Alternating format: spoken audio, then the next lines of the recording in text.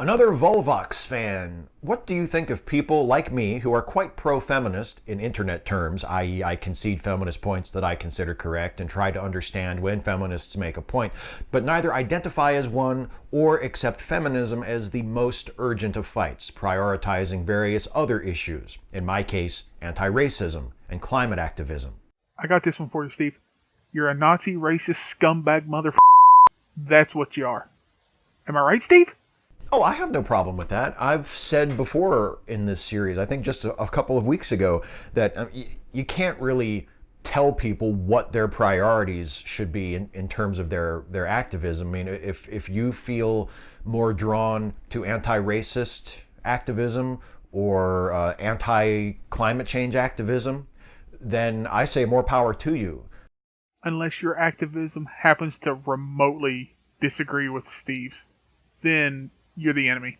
Whereas someone else might be more moved to focus on gender equality and feminism, and more power to them. We don't all have to focus on exactly the same thing. We don't all have to all agree in unison that this is the most important fight and therefore we must all fight this fight first, and then when that fight has been won, then we can move on to the next item on the list. That's not the way it works. Just so long as you are not critical of feminism or social justice warriors in any way.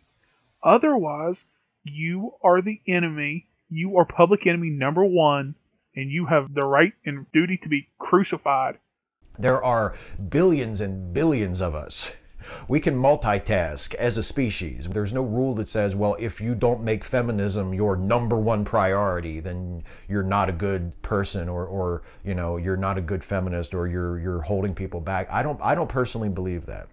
You just misrepresented what they said. They just said they are not a feminist. I think if you feel compelled to help with a social justice group, with a social justice movement, or a pro-science movement, a pro-education movement, whatever, then you should put your energy toward what you have a passion for, or what you think you have the skill set to help with.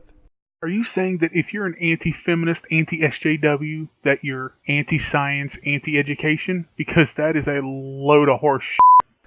I think that's the most that we can expect from any of us. And I personally support you doing that 100%. And I don't think that you certainly don't lose any points with me.